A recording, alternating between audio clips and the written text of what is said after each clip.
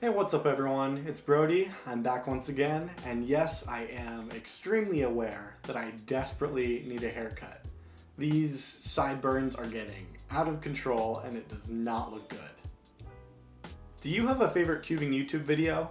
I sure do, and it's less than a month away from being 10 years old. So I figured now's as good a time as any to react to it and then make my own modernized version of it. My favorite cubing YouTube video is this one. What a speedcuber sees when he solves the Rubik's Cube. It was posted in August of 2012 by Pitas96 and it has over 4 million views, which is really a big deal for a cubing video, especially one that's that old. Back when I first started cubing, this video was absolutely incredible to me as a resource. Someone who was fast not only recorded their own solve from a first-person point of view, but then went back through it, slowed it down, and edited the video to show what they saw and what they were thinking at each point during the solve. That was absolutely incredible to me back then. It's not as revolutionary of an idea now, but as far as I can tell, this was the very first case of someone doing something like that, or at the very least the first cases of it becoming very popular. The video is linked in the description if you want to watch it, but now I'm going to start reacting to it. So first he's going to show the solve itself and then go into the analysis. What normal people see, and there he's doing the solve.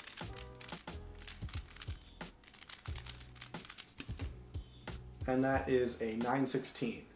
So huge respect to anyone in 2012, not only with worse hardware, but like 10 years less of cubing meta progression that was able to get sub 10s. So huge credits to this guy. And then we start watching, and then the exciting music, the dramatic music kicks in. And now, what speedcubers see. So obviously this is more beginner oriented, but still I'm going to give both sort of my thoughts, sort of how my thoughts have evolved on it over the 10 years that it's been on YouTube and the 7.5 years that I've seen it, and I've watched it dozens of times in that amount of time. So first he's looking for white edges to build a white cross, and granted he does have a really easy white cross here. That's something important to point out, because when I've watched this, like when first starting, I was amazed at how fast this cross was. So he does this cross, and he does sort of something kind of strange, where he solves it on the front.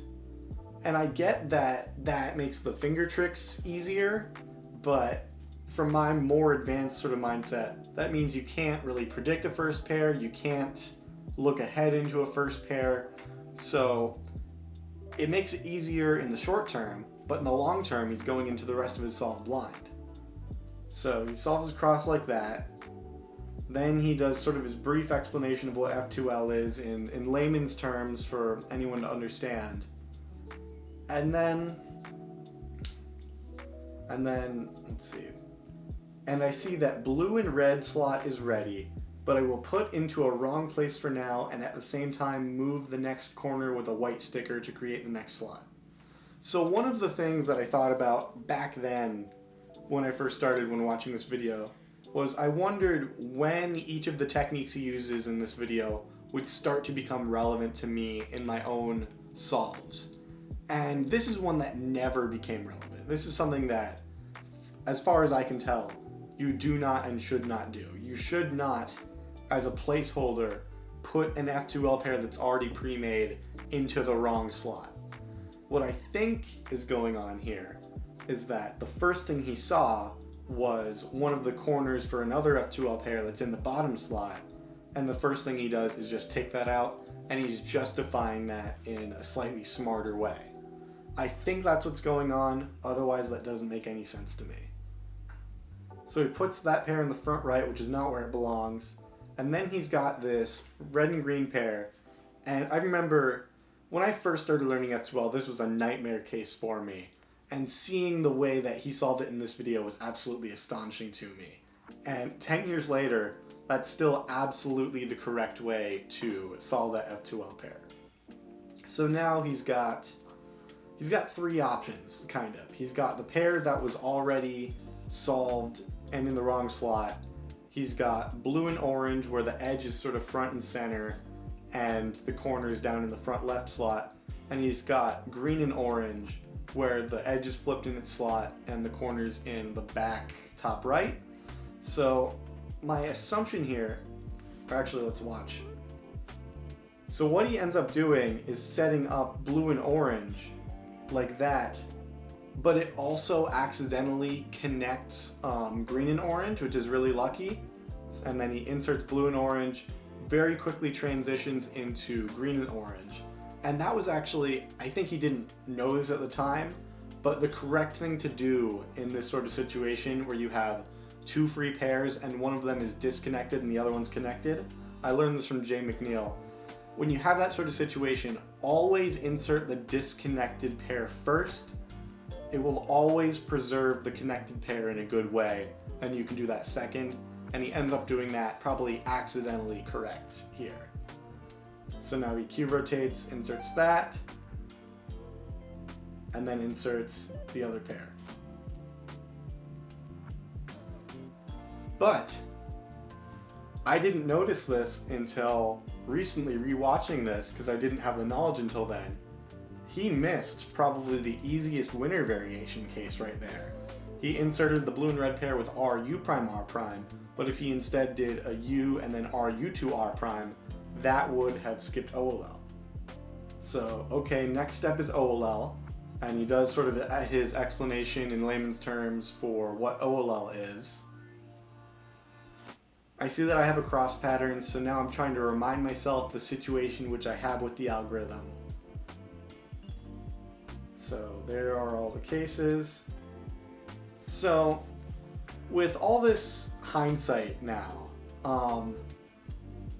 I get that there's other limitations at play here, but I think having the graphic of all of the cases sort of sliding across the screen is not a great metaphor for how recognizing OLL actually works. I think it's much better if he would have explained it as the criteria or the cues he uses to recognize the cases. So for this one, you've got your cross, one oriented corner, and then the way that all the other corners are twisted around that, and therefore you know you have soon, which is what he has here. And actually, I've watched this video dozens of times over the past 7.5 years. I didn't notice until today that when he has soon up on the screen, the algorithm he puts up is not soon. He accidentally put up the algorithm for the U perm that he's going to get after this soon. I don't know how I didn't see that until now. That's actually really funny. So, he does his soon,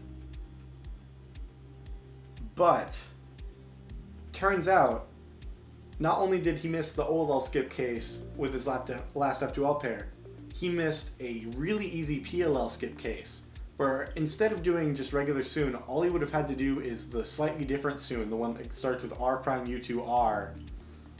If he had done that soon algorithm instead, that would have skipped PLL. I'm going to give this guy the benefit of the doubt and say that he knew about those things, at least to some degree, but chose not to do them because for this explanation, it's better to have a full step solve. And I absolutely think that's correct, that for an example like this, you want it to be a full step solve. It's just kind of funny that he missed two very easy possible skip cases while doing this. And the last step is PLL. He explains PLL. Overall, I think he does a really good job of explaining things in sort of layman's terms in a way that's slightly possible for people to grasp. Then he does sort of the same thing. He just swipes through all of the different cases when I think it's much more accurate and much more helpful to explain it in terms of, look, I know my corners are solved. Here's how I see the 3 cycle of my edges. Therefore, I know it's this case. But then he does his algorithm.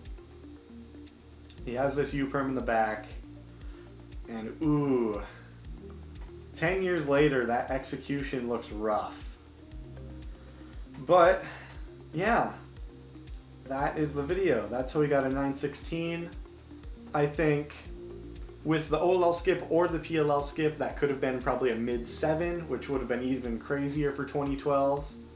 But yeah, that's what he did. That is my reaction to the video. So like I said at the beginning, this video is about to turn 10 years old. And a whole lot of stuff has changed in the cubing community in the past 10 years. Not just the cubes or the records or the techniques or anything, but also the types and ways that cubing videos and stuff are made has drastically changed over the past 10 years. And so I really had to keep that in mind when making my modernized version of this. And so I figured, what form would a modern version of this video take?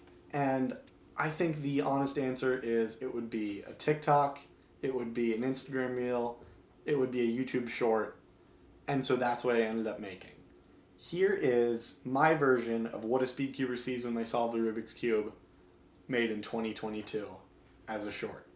This is what a speedcuber sees while solving a Rubik's Cube in 5 seconds.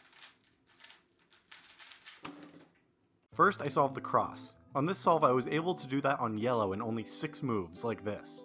Next, we're going to solve the first 2 layers 2 pieces at a time. We'll start with this blue and orange pair, which we'll solve by connecting the pieces like this and then inserting them. Next is blue and red, but while I'm solving that, I'm actually watching the red and green pair, so I can go straight into solving that pair afterwards. While solving red and green, I watched green and orange the exact same way and went straight into that. After that, I have my first 2 layers solved in just under 4 seconds. The next step is to get all of the white stickers on top. I recognize this case using the P shape of the white pieces and this line, and I can solve it very quickly. Finally, I need to cycle these 3 edges around to solve the cube. I did that with these moves in 2/3 of a second, which gives me a solve time of 5.78. Thank you for watching, make sure to like and follow. So yeah, that's my modern version. I do want to acknowledge though, that even though it is the way that video would exist nowadays, it's not the way that that video best serves its purpose. You can't really do that good of an explanation within 1 minute in a vertical aspect ratio video. And that's why I had to cut out so much detail that would have made my explanation so much better. I had to cut out sort of explanation of what F2L is, how you form F2L pairs. I didn't explain any of the actual solutions I did or how I predicted my first pair during inspection. I didn't have time to explain how I knew that an edge-only PLL was coming when I did that OLL. All things that in a full-length YouTube video I would have explained. And that's just sort of the limitation of shorts, but I think that's the way that that sort of video would reach the most amount of people nowadays. And with that, I'm announcing I am going to be starting to make some YouTube shorts and stuff. Obviously, I'm not going to use shorts as a replacement for my regular YouTube videos. I'm never doing that, honestly. But it's going to be a supplement. I'm going to try and put things into shorts that wouldn't be a full video, or things that are tangents or like extra little piece of information or highlights from a video. Roughly 1 short per 1 video, and the first short I'm uploading is that what a speedcuber sees video. This is just an experiment. If it ends up not working out, I'm going to stop doing it. But at least for now, I'm going to try it out. I hope you guys enjoy, and I hope you guys enjoyed this video. So thank you very much for watching. I'll see you guys next time, and I hope you have a great day. This is Brody, signing out.